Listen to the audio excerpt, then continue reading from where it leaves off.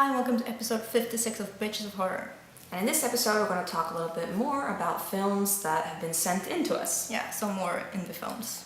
And let's get started. Yeah, with Bazookas. Yes. From 2017 by Gersius Gevner. And this film is from Brazil, and we've been looking forward to some Brazilian films because people... Yeah, everyone has been talking good stuff about gore movies from Brazil. Yes. And this one was a little bit special. Very special. I'm not really sure what it was about. It was... like monsters about, wanting to... like corrupt humanity, I guess. Yeah, and make them vomit. Yes, it was, the second title, or the second part of the title is Island of Vomit and Despair. If I'm not correct. Yeah.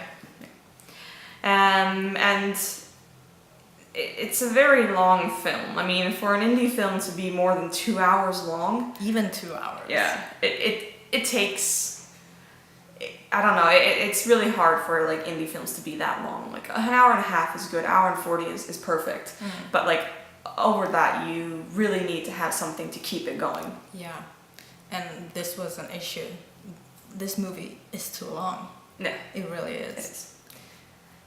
They call this an experimental film, and I'm not really sure what the exact term of experimental film is, but when I hear experimental film, I think about Tetsuo and Sogoishi, Burst City, and Eraserhead. That type of film for me is experimental. Yeah, you bring something new to the indie genre. Yeah. But this didn't really feel experimental to me, and I don't want to call anybody, oh, that's not horror, that's not this, but in my eyes, or how I've, my perception of experimental was not this. This felt just like a bunch of scenes put together without, I don't know if I should say in real thought, but just put together in a sloppy way to just make a movie. And yeah, the editing was very weird. In the beginning, they changed the colors. You noticed that? Mm-hmm. Like it went from green to suddenly blue to suddenly pink, and not the lighting, just they had put it in the After Effects, and it was confusing. I didn't really get why. I don't know, it didn't make the chasing scene better, or I don't know. It was very strange. There was the intro to this film was way too long. I was sitting there and I was like, it's not ending. Like, it just kept going and going and going. And I'm all for, presenting people with who made the film and whatnot, but I also think that is something that should be in the credits. Yeah. Unless you have like a really, really cool, sort of storytelling thing during the intro, then just not more than director, production company, title, and maybe like the lead actors and actresses, and that's it. And then like towards the end you can start, you don't need who did the music, you don't need all that in the beginning. Like for me, my perfect is just title, and then film. And then at the credits, then you can see everyone's name. Depending on how you do it, because like in some films they have like if they're driving somewhere. So it's like an intro to what's happening, but this was just like intro. Yeah, it was a very long intro. Yeah.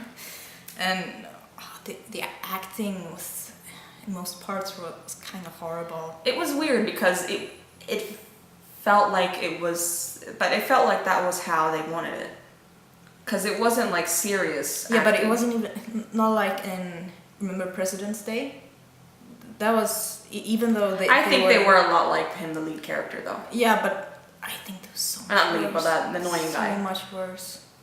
Because at least in that movie, it was like, oh, it's fun. I get it. In this film, I didn't get it. Maybe it was some kind of humor I didn't understand, or a Brazilian thing. I don't know. Because I think that the guy who played I'm not sure if he was a doctor or what he was, but the crazy guy who was after Carlos, I think he was very creepy, and he, like, sometimes his facial expressions were really good. He'd like have that sort of smile, crazy, but like everyone else. Yeah, there was a lot of screaming in this film.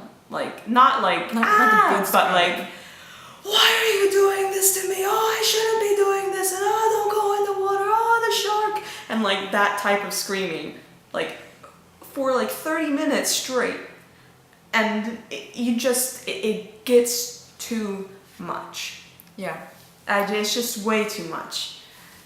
And I remember one time, it was so weird, a guy was supposed to vomit on another guy, and instead of showing the vomit or doing something cool with it, they had like, it looked like they had done it in paint, and the waves were like colors. It looked so strange. It was very weird. Like, don't do that. Instead, just, I don't know, throw a bucket of vomit or something. That would look way better. Everything was weird in this one. Yeah, it was. It was. I do have to say that, I know you didn't like them, but I loved the masks on the monsters or gods or whatever they were of the island. But even though I might not like them, they were like the best thing. Yeah, like listening to them talk and like the pictures. I love the pictures like they had drawn. I thought that was really cool. And, you know, I was hoping to see more of them and, you know, just... Yeah, more of their thing inside their cave or their whatever, instead of all these random people in the woods and stuff. Yeah, the thing about there's this couple and then they saw a thing or whatever, a shark thing in the water, and they had like not taped, they used like plastic, what do you call it? Like plastic you put on, plastic wrap. And they had built like a sort of like spiny thing. And then they took the plastic wrap and like wrapped it around someone's body, and that was the weird thing. Like, and I was just like... And they were like yelling, "A shark in the water!" And I was like, no, that's a man with something taped on his back. Yeah, and that like, I'm all for, you know, funny and weird and whatnot, but that was just like, why would you even have that in there? Like, that's like a miss that you would see and you'd be like, oh man, they missed it. But they showed it on purpose. Maybe it's some inside joke or like some kind of humor that we didn't get or something. Yeah. So. I don't know, but that like, it like threw me off. It'd be okay if you like came out the water lane and he was like, just kidding guys, it's me. Like, then it wouldn't have a purpose. There was no actual purpose to seeing this plastic wrap around his body. Yeah. Or maybe there was, but I don't know. I didn't get that feeling anyways. Yeah, me neither. And it's a shame because I really wanted to like this film. Yeah, me too. But what do you give it? 3 out of 10. Yeah, I'll give it a 2 out of 10. It did look pretty good sometimes. Like the camera they used was really good. I thought that the picture was good, but... Yeah, it was actually good. That's why I give it a 2. Yeah. But it was way too long and way too... stuff. Like, stuff everywhere. Yeah. Well, let's move on to Coco. Yes. Coco is from 2017 by Neil Boltby. And it's about a woman who thinks she's going crazy. Yeah. Because she thinks she's stalked by something or someone. Yeah. And,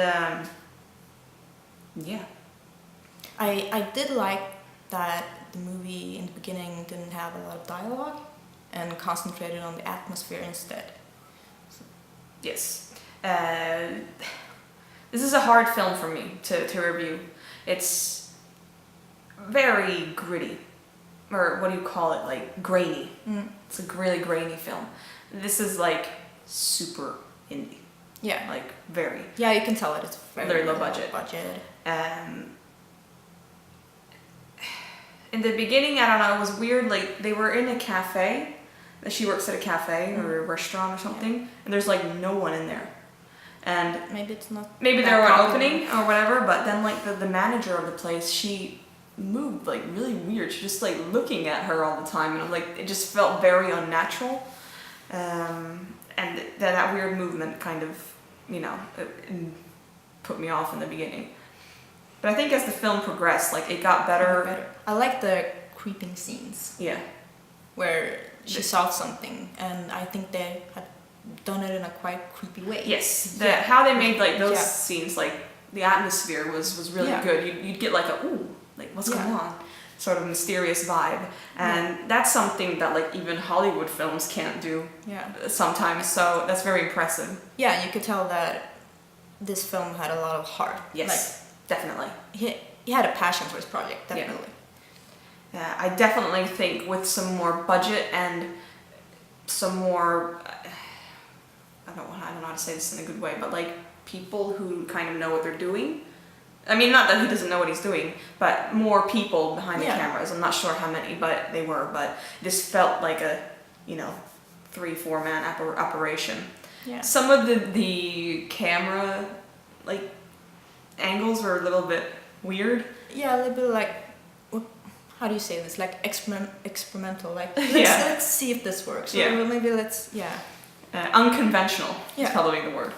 But sometimes some of them really worked, but sometimes it was like, okay, that's just a little bit off. And then in the beginning, like, I kind of didn't like this thing that she thought that was following her, the man or the entity or whatever. But I don't know, it kind of grew on me. Like, in the beginning I was like, why does he look like that? Or she, whatever. I kind of like that. Yeah, but then then like towards the, like, while it progressed, I was like, okay, I'm digging it now. Yeah. And it actually got me in a jump scare. It did? It did, yeah. I was like, oh, wow. And there wasn't a lot of them. I'm not even sure if it was meant to be a jump scare, but it, like, scared the shit out of me. I mean, if it was unintentional and gave a jump scare, wow, then... I think it was intentional though, but it did. It got me. Wow. So good on that. Yeah. No, but I do like the atmosphere, the mystery of the film, and the story and the creepiness. Yeah. Some of the acting could be better. The main character, her emotions, like showing, sometimes she was very flat. Like, it was just, she didn't really show that much emotion sometimes, which I definitely think could be worked on. And of course that comes with experience. Yeah. But I did like that this wasn't a typical, in most films it's like young people, and this one it's a little bit older people, and I really like that. It's different. Yeah. And you don't really get to see that often, and I like variety, and that's really good. Yeah, definitely. Yeah, but and I think that this, Neil Boltby can definitely do some really cool stuff in the future. Yeah, definitely looking forward. If you're a filmmaker and want to work with someone, definitely check him out, because I think he has some really good ideas, and I think his films could turn into something really good in the future. Yeah. So what do you give this?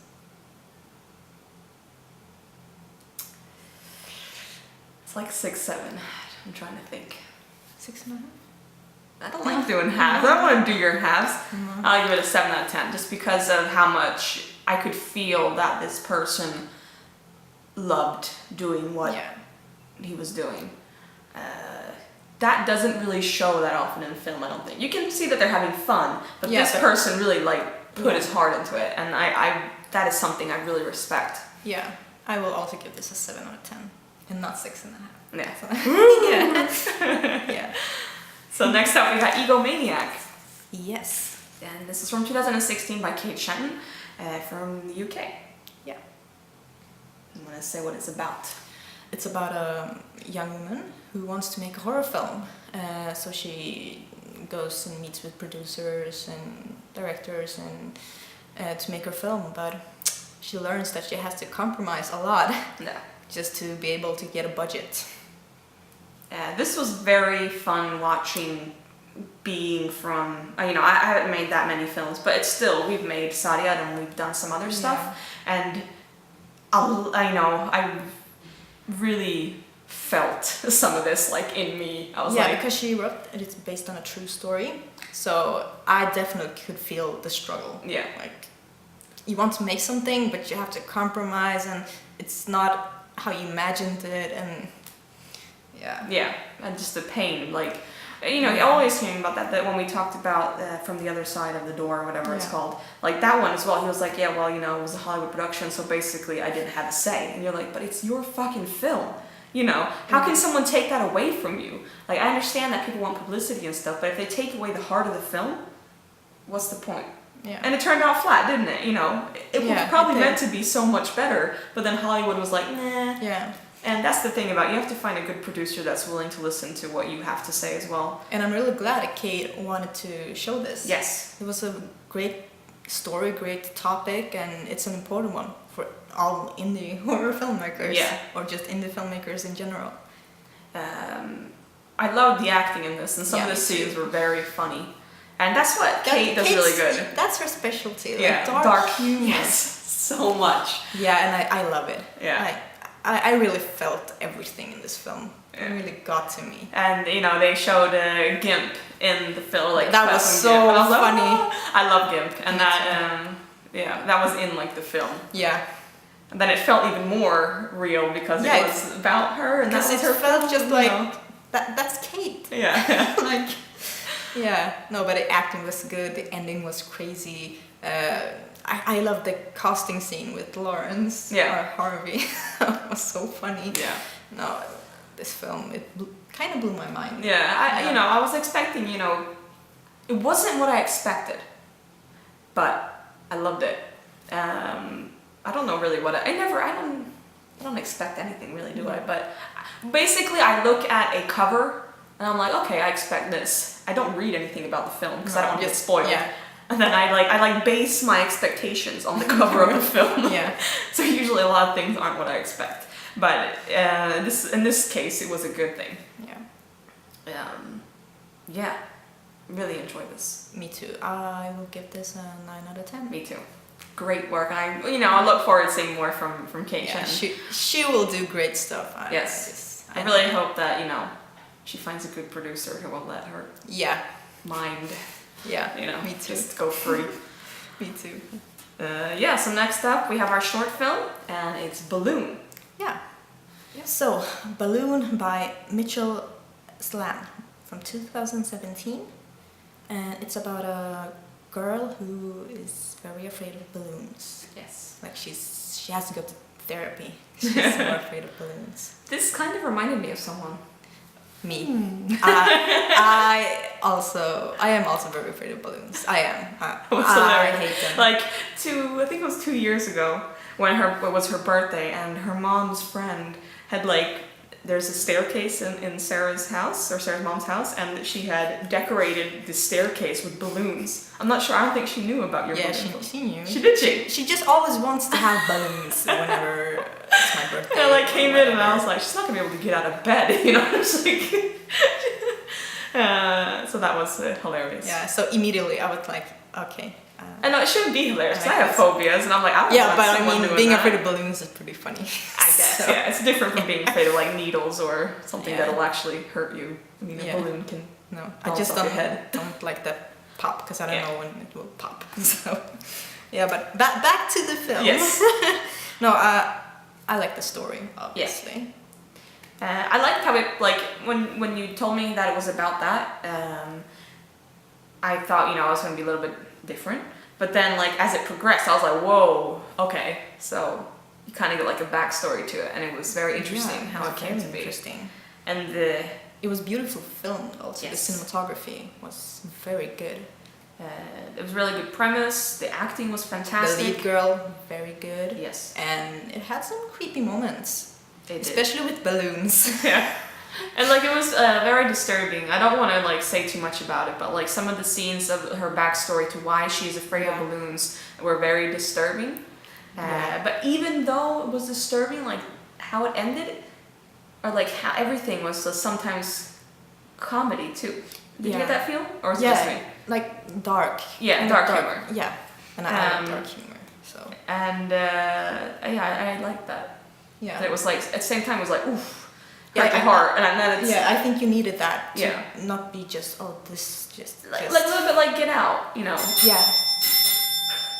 So what do you give this? This is also a 9 out of 10. Yeah, me too. 9 out of 10. Yeah, it was really good, and I really enjoyed this short film, and hopefully it gets out there. Yeah, you should definitely watch this. And that's it for this episode.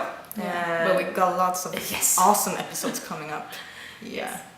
So we'll see you next time. Yeah, be sure to like and share our stuff on Facebook and on YouTube. Stay horrific. Bye. Bye.